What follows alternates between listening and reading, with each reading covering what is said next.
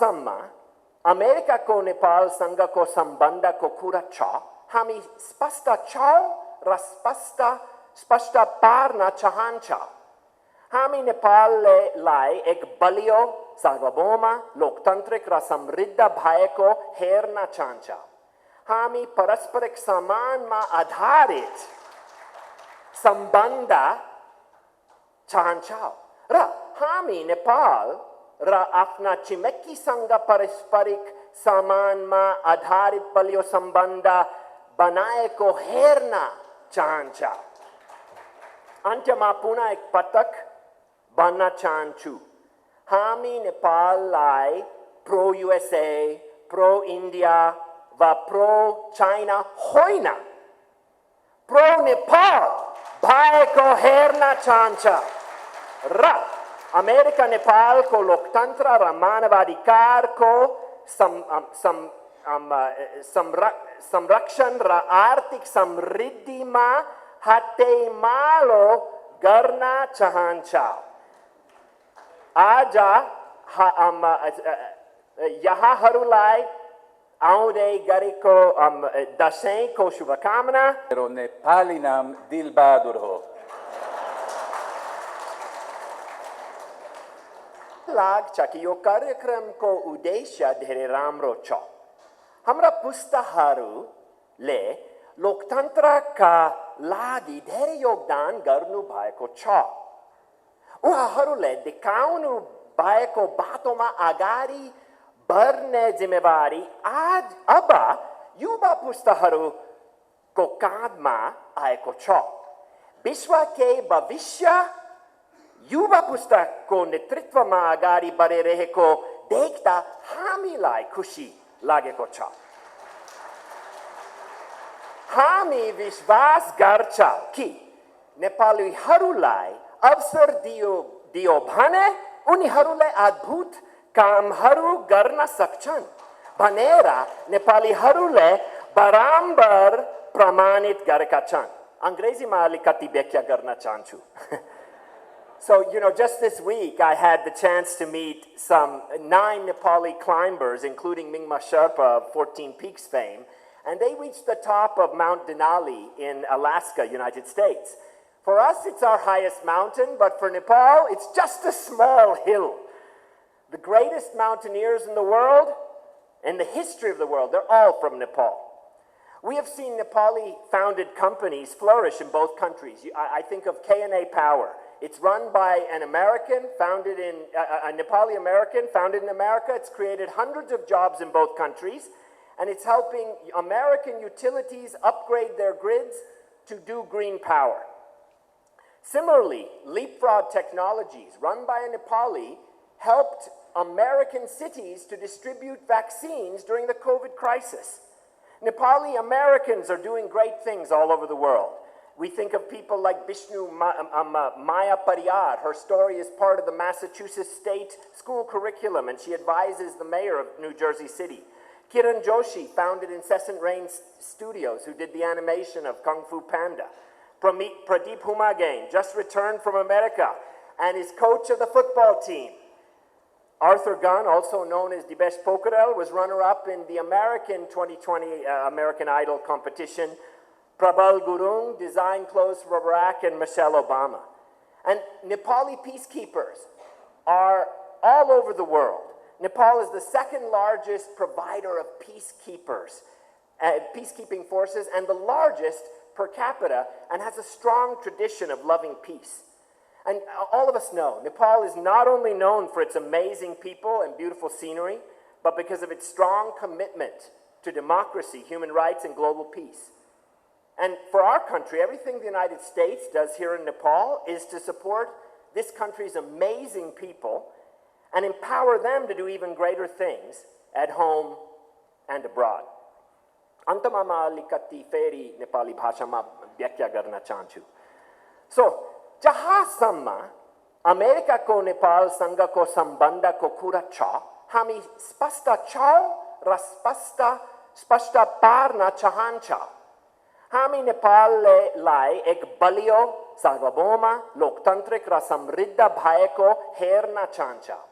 हामी पारस्परिक सम्मानमा आधारित सम्बन्ध चाहन्छौँ र हामी नेपाल र आफ्ना छिमेकीसँग पारस्परिक सम्मानमा आधारित बलियो सम्बन्ध बनाएको हेर्न चाहन्छौँ। अन्त्यमा पुनः एक पटक भन्न चाहन्छु, हामी नेपाललाई प्रो USA, प्रो इन्डिया वा प्रो चाइना होइन, प्रो नेपाल भएको हेर्न चाहन्छ र अमेरिका नेपालको लोकतन्त्र र मानवाधिकारको संरक्षण र आर्थिक समृद्धिमा हातेमालो गर्न चाहन्छ। आज यहाँहरूलाई आउँदै गरेको दशैंको शुभकामना। आयोजकलाई पुनः पटक धन्यवाद। I feel happy to address the inaugural session of this international seminar. I thank the Niti Anusandhan Pratishthan for convening this event. In the fast-changing international environment, events like this can help to better understand and in the context and the elements of international relations to play.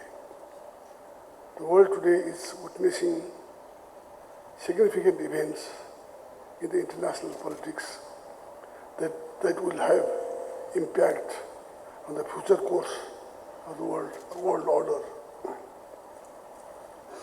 It is but natural for us to expect that any change in the world order must take care of the needs and aspirations of the developing country like Nepal. Therefore, Nepal always speaks for the world order that is just, equitable, inclusive and fair to everyone. We call for the world order that respects the principles enshrined in the Charter of the United Nations. We strongly believe the multilateralism with the United Nations at its center.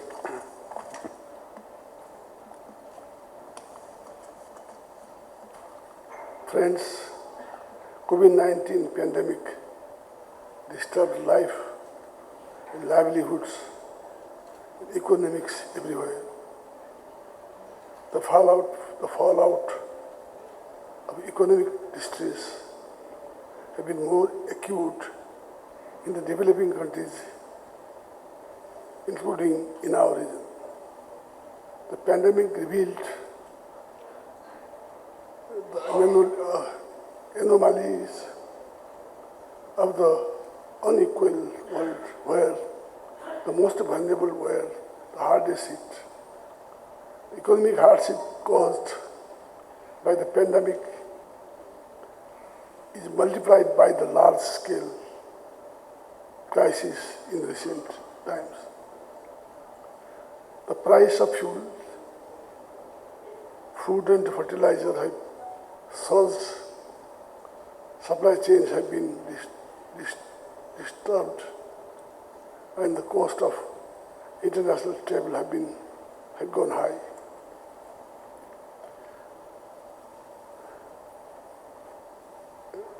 The inflationary pressures have added stress on the economics. The least developed countries in particular are facing cumulative burden of the crisis. Such mega crisis will have impact our Nepalese planned graduation process from the status of LDC country. In addition, non-traditional threats such as climate change,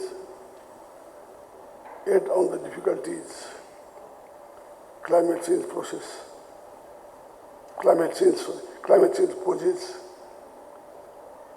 and existential threat by the country with high mountains. The impact is more acute in Nepal.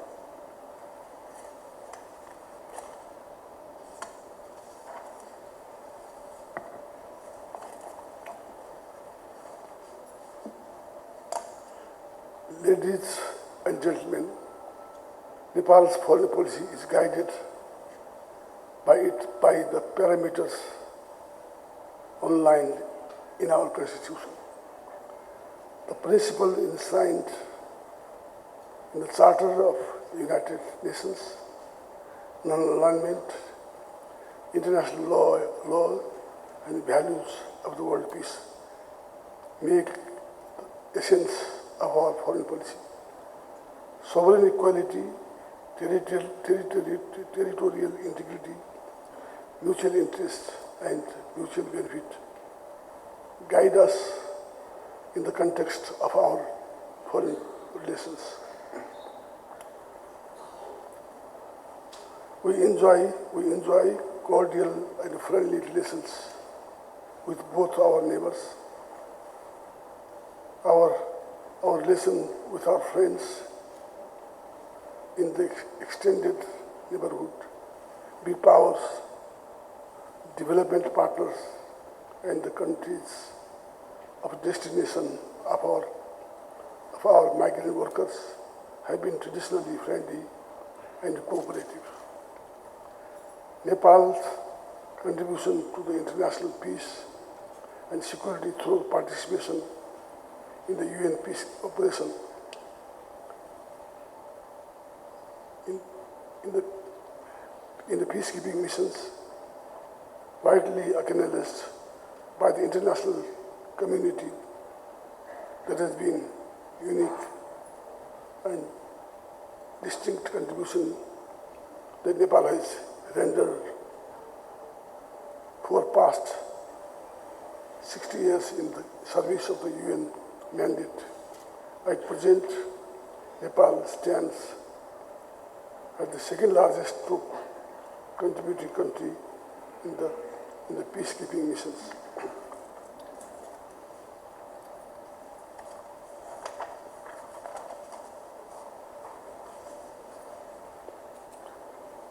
We advocate for complete and general disarmament of all weapons of mass destruction and reallocations of those resources for economic development.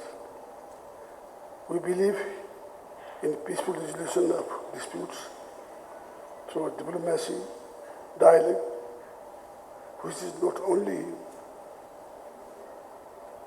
morally correct but also in the interest of our greater humanity. The melodies of the world confronting today must be addressed for good concern of the poorest and most vulnerable countries should receive priority both in terms of policies and action. As a peace-loving country, Nepal remains committed to play its role in such endeavors.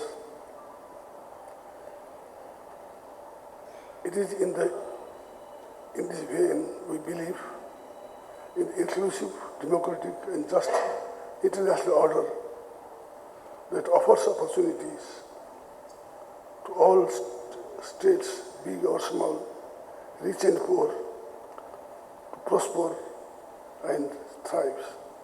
I am confident that deliberation of this seminar will be fruitful in assessing the various dimensions of the international affairs. I wish every success of this seminar. Thank you very much.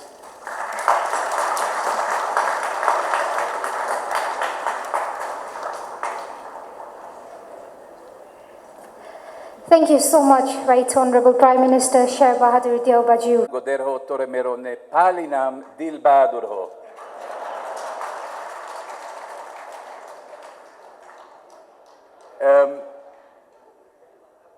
This seminar is on international relations. And I think the title is Nepal and the World Order. And we all have an open question. Is there a world order? Is there an order, or maybe there is a disorder? Has diplomacy led the world in the last 100 years to achievements, to eternal peace, or we still have conflicts?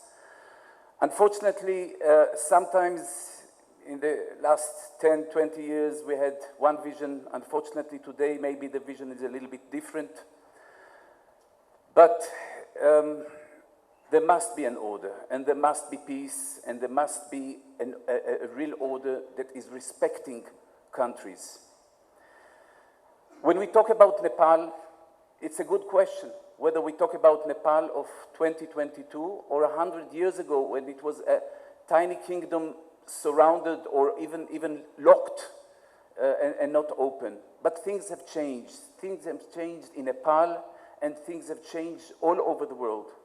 Things have also changed in the Middle East. I come from Jerusalem. I come from Israel. It's a very small country. Dere Sanodesh.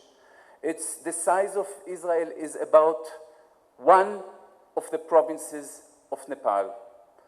And many people, when they hear a lot about Israel, they think it's a big, big country.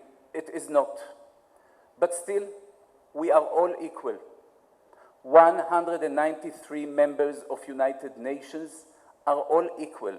We all have the vote, and we are all equal in this aspect, and we are all sovereign in this aspect. Nepal and Israel, it's well known, have established relations in 1960. This is already, we celebrated, we marked it in Sundarijal in BP Museum, and we had a very, very nice event there to remember that courageous step that was taken in 1960. And Israel and Nepal has excellent relations ever since. Israel will never forget that Nepal at that time was the first one, and for 30 years, the only country from this part of the world to have relations with Israel. Thank you. National Seminar on Nepal and World Order is going to be one of such an initiative. Friends, Nepal has arrived. Home to an ancient civilization heritage, my country welcomes you all these 2 days of intense brainstorming session, wherein a lot of issues pertaining to the relations between the two great nations of the Asian continent will be discussed. We are confident that young ignited brains we have gathered on from Nepal and India would add another important perspective in the pre-existing narrative on the Nepal-India relation, which a turn would create of the new opportunity for mutual growth and existence. I hope these stimulations bring a new paradigm in the scheme of the things between Nepal, India, and their existence and the new world order. Without taking much time, I welcome all my friends from India with whom I have had the great opportunity to work in the past, and also my fellow citizens and friends from Nepal with whom my future in taking our country on the global map. I would like to thank the leadership under our Right Honorable Prime Minister Shri Sher Bahadur Deobaju for delegates participating in the seminar, distinguished invitees, sponsors, friends from the media, brothers and sisters. On behalf of Niti Anusandhan Pratishthan Nepal, I express my immense pleasure in welcoming you to the inaugural session of this premier seminar on international relations, Nepal and the world order, which shall last for 2 days, that is tomorrow and day after at Nepal Bharat Maitri Pashupati Dharmasala, Tilganga, Kathmandu. Young scholars below 40 years from Nepal and India will attend the seminar. These scholars received higher education from distinguished educational institutions in the region and have been serving their respective countries in different capacities. We are excited to listen to these scholars and learn from their new, brilliant and innovative ideas. We believe these scholars inherit our rich cultural heritage and lead it to newer heights in the days to come. We are also excited to understand their promises and speculate visions to shape the order of the upcoming world. We have listened to our seasoned statements, planners, vision makers, and leaders and benefited immensely from them. We think it's time we turn our ears to the young mind whose aspirations, ideas, and visions will define the world order tomorrow. You might be wondering what assumptions underpin this seminar and its guiding principles. It is worthwhile to ask what the world order tomorrow and will or should look like, looking from Nepal as the point of reference. That makes this business extremely interesting. Before we move on, we should agree on a common assumption that the image of the world we have conceived so far has been created from the perspective of the bigger economic and military powers. They define the world and classify it as first, second, or third world on their parameters, carefully placing themselves under the first category and relegating the other to the subsidiary categories. Smaller nations have so far remained stoic, patiently bearing the derogatory label of being members of the third world. However, this name, except on economic and military fronts, does not hold good anywhere. Considering the minor economic and military factors, we foreground culture and civilizational issues. In that case, the existing world order will fall apart and a completely new order will likely emerge. When culture and civilization also come into the central schema of the world order, the overall picture looks different. We often take culture retrospectively, considering things of the remote past. Here we redefine culture that we do those noble practices that make us responsible and dignified, respecting the dignity of others. It includes all those noble acts we do as members of society, which make our thoughts, action, and conducts noble and worth emulating. It cleanses our thought process, makes our food and clothes healthy and decent, our species lucid and respectable, and our imagination compassionate, noble, and human. It teaches us to take pride in the bigger hallmarks of our civilizations, things that have shaped us as a people to this day. Yes, it is in contrast to some of the prevailing agencies and their ideas, teaching us to take pride in trivial things, and while being proud of those petty things, they make us wrangle over those small, insignificant issues and consequently fractionize society, bring discord and disharmony. On the other hand, culture inspires us to understand and respect diversity. That diversity is an expression of unity, not of differences. Hence, it teaches us that sticking to narrow and trivial issues and dividing ourselves along petty faultiness is not only wrong but also quite humiliating, disturbing, and extremely detrimental to ourselves. We should be open to pertinent changes instead of sticking to old, outdated things. We must go for the best available alternative that currently works. Otherwise, we are likely to out of fashion in no time. As Sanskrit proverb says, Tatasya kupayam iti bruvana charam jalam kapurasaha pibanti. This well is of my forefathers, say the fools who are fated to drink dirty water from the well. Only the timid do not want to change. If the old things are not relevant in today's times and space, they should be discarded. They should go stock and barrels. The new generation is ready to accept new things from anywhere, non-fundamentation. One more thing comes into my mind. Our diversities define our identity as a nation. We have different big and small constituents. We do love each of them, and that is quite natural. But beyond that, we must also have the magnanimity to think beyond that and take pride in our bigger achievements and contributions. This means we must have a global outlook, universal belongingness, and planetary considerations. Geography and economy alone cannot and should not define the world order. As Chanakya, the great scholar, inspires us, saying, Kakala kani mitrani, ko desha kaubaya gamau, kasaham kachame sakti, riti chintem muhur muhu. What is the situation at present? Who are my friends and foes? What is the situation in the country where I am presently residing? Is my income and expenditure well balanced? What is my present status and how capable and powerful I am? All these aspects must always be kept in mind and appropriate action should be taken accordingly. We should take into consideration many other intangible things should come into play, and we should discover or invent newer parameters to define the world order tomorrow. When I say Nepal, I am using the name as a representative. There are many countries like ours, especially in Asia, Africa, and Latin America, that are rich cultural and civilizational centers, and yet they have been eclipsed by one fog or another. As a result, when we discuss international affairs at the global level, the voices of these countries are often backgrounded. When do our issues, resolution, and decision become global?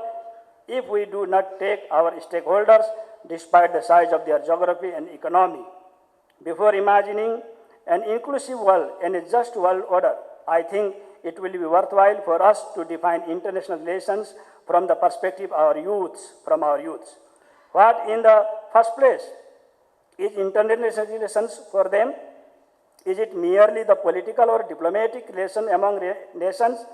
Is it security issues, trade and commerce, import of goods, military exchange or migration of citizens? Is it also sharing natural resources, fighting the common evil together, or dealing with common problems like climate change, fossil fuels, crisis and dwindling critical resources? Does international relation also entail culture and civilization? Does it have any room for intangible heritage like art, architecture, music, dance and literature? The older definition would not do. Newer thoughts should come up, and undoubtedly they should come from the younger generation. We should leave it to them to define the world order tomorrow. They must respond to the existing divisions and mitigate the same so that every nation has a say on the international stage and the world does not get divided among humiliating cleft lines. Since this seminar hosts scholars from Nepal and India, it will be pertinent to explain why Nepal and India matter. There are a couple of reasons, both logistic and strategic. Speaking logistically, Nepal and India do not have a lot of diplomatic decorum to observe. Traveling between Nepal and India is easy, as there are no visa obligations and not many migratory hassles, including high travel expenses, bother us. Strategically speaking, India, as the biggest democracy in the world, stands as a big ideal and model for emerging democratic nations like Nepal. Over the years, India has emerged as one of the most reliable and decisive international players. Maintaining a neutral and non-aligned stance, India has become the center of hope for all, including conflicting and hostile countries, as they believe that India can show the path ahead and resolve the existing crises, including wars and other minor disputes. In the wake of these developments, scholars with first-hand experiences from India can be extremely resourceful. Similarly, scholars from Nepal will represent an emerging country that has institutionalized peace, cultivated and nourished democracy, and has sent to the world the most enduring philosophies of peace and mutual coexistence on the cultural front. The planned seminar, scheduled to take place tomorrow and the day after, will progress in a partly informal manner so that speaker can open up better and discuss the issues with the whole of their heart. Seasoned scholars with long experiences of work on the front of mutual relationships and diplomacy will chair the session, no doubt, but the entire arrangement will guarantee an ambience of informality, freedom and unrestrained expressions. We hope the seminar will chart out meaningful ideas to help us define not our mutual relationship between Nepal and India, but also the entire world order tomorrow. We also believe the discussion help us address the voices, needs and aspirations of smaller countries like Nepal and give them a meaningful and dignified presence in the new emerging world. I thank the Right Honorable Prime Minister of Nepal, Sri Sheribhav Deuba, for sparing time and gracing these sessions as its chief guest, despite his extremely busy schedule in the Prime Minister's office. I also thank Honorable Minister of Foreign Affairs, Dr. Naren Khanka, for being with us this evening as our guest of honor. I thank our esteemed guest of honor, their excellencies, the Ambassador of Israel and USA, for managing time and kindly accepting our invitation to grace this session. I thank paper presenters from Nepal and India, chairs of different technical sessions, participants, friends from media, and all our invitees and well-wishers for your presence, goodwill, and support. Thank you very much. Thank you very much.